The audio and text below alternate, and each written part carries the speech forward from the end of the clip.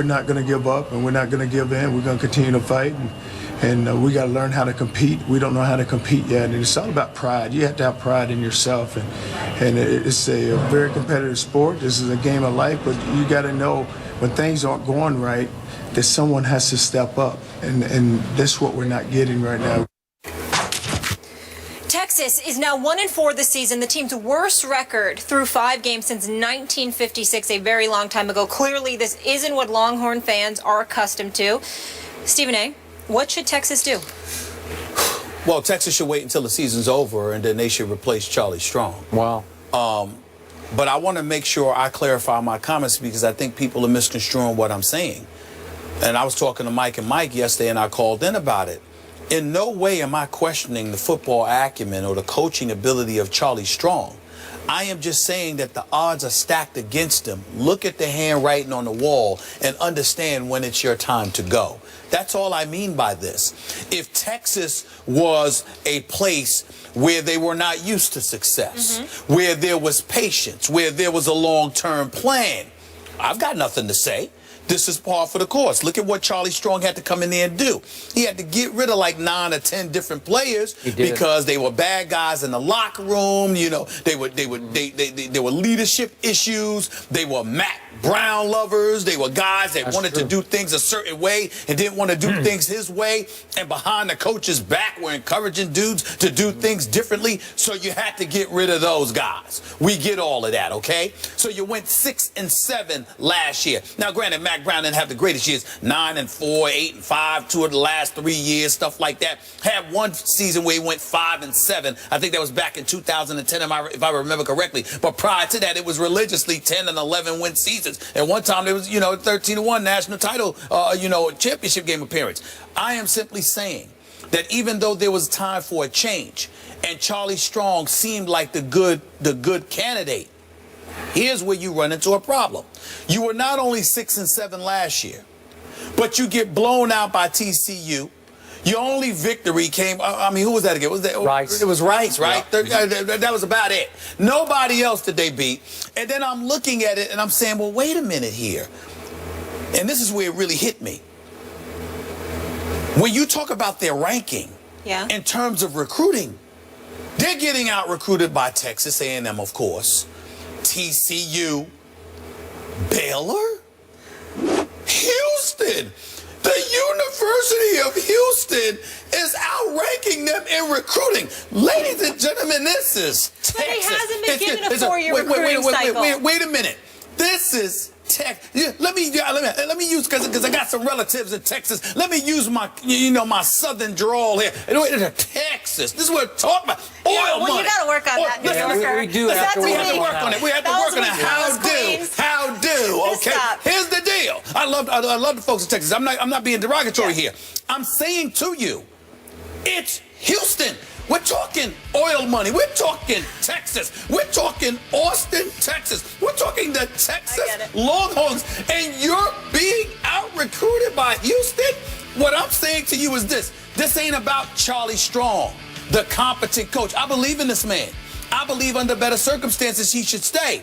But the AD who hired him obviously hired him against the wishes of a bunch of boosters, alumni members, etc. They're coming out now and publicly declaring they support Charlie Strong. But you know this better than me. Behind their back, with all of these struggles going on, they want that man out of there. They just don't want to look like the bad guy. Nobody's a fool here. We can see the handwriting on the wall. So my point was, not only is that going on, not only is your #1 supporter, the AD, going, but on top of it all, you're looking bad because with all of these first-class facilities and the resources that you have, which are second to none, you are getting out-recruited by all of these other universities in Texas?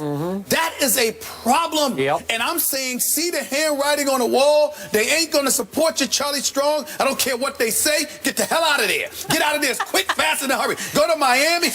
And not only that, this is what they're going to use, Skip. You tell me this because you know, listen, I know college football because of you, my man. Come on now. You the one that got me started I watching it especially know religiously. this college That's football. right. Yeah. Look at what McElwain is doing at Florida.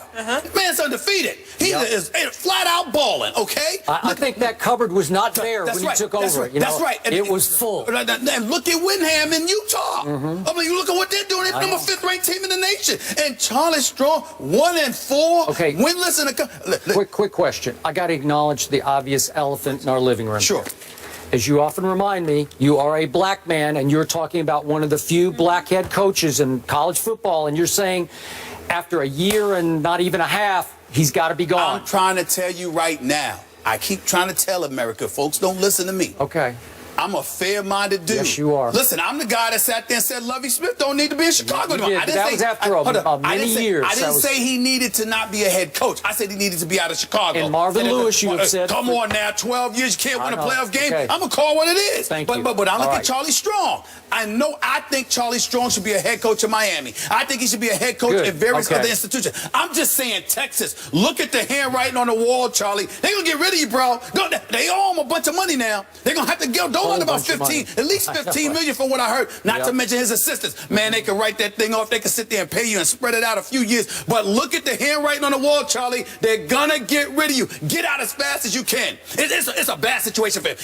That's what I mean. I'm not saying, be fired because you can't coach. I'm saying he needs to go because they never wanted him there to begin with, and the struggles they're not going to stand by. And now you got freshmen sitting up there texting in the middle of a game about how, whether or not he should transfer. Look, that's happening because, guys, they're imploding. You know when you implode, Skip? When you know that your head coach doesn't have the support, because if he did, you would toe the line. You're not toeing the line because you know there are whispers out there about how people don't want it. Also reports of internal dissension. Yes. The freshman class going back and forth with the upperclassmen. That's right. A lot of friction there. And by the way, Charlie Strong should take over the defense because that's his signature anyway. Nobody knows the defense better than him. Before I get into my answer, that's the only really bad sign here. That's right. Charlie Strong can coach the heck out of defense because he did it at Florida and he did it at Louisville.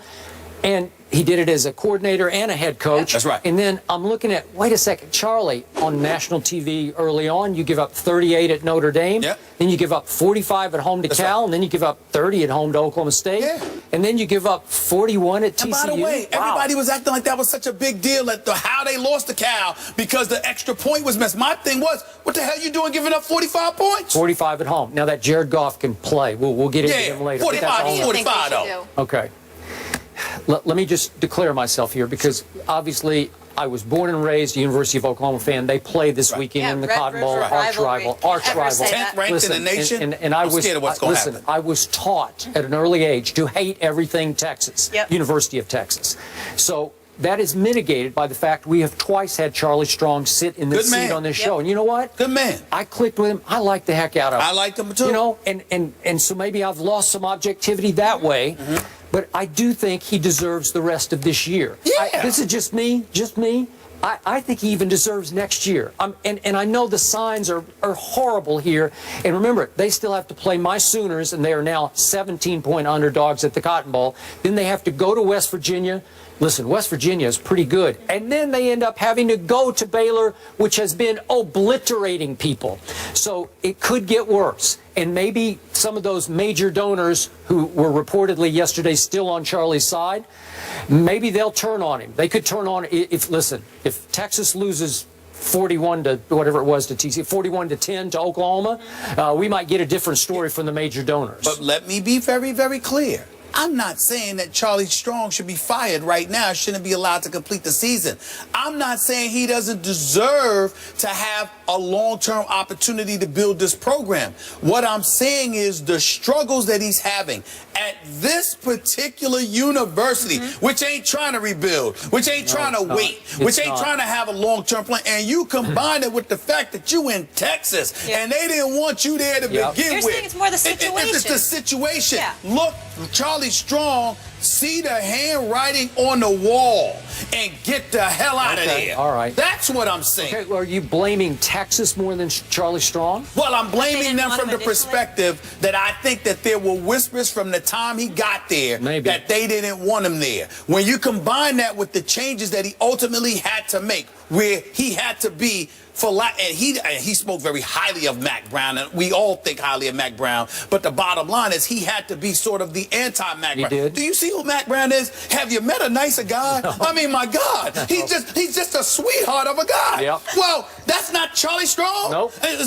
not a bad guy. No, Charlie Strong is he's a good tough guy. But he's a tough guy. He's a He is. disciplinarian. Hey. Well, who's going to understand that transition slower than kids? Kids are going to be like, I'm not used to this. I didn't come here for this. Yeah. I came here for Mac Brown. I didn't come here for this. So it's a struggle for them. Yep. And I'm like, look, you don't have the time.